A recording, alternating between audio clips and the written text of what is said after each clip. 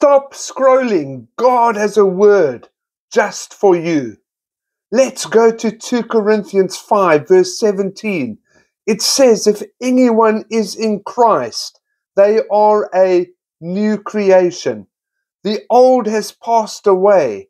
The new has come. That means your past doesn't define you. Jesus does. You are not your mistakes. You are not your trauma. You are not what they said about you.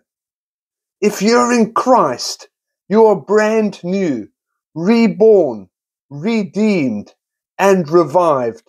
The enemy wants to remind you of who you were, but God is speaking into who you are and who you're becoming.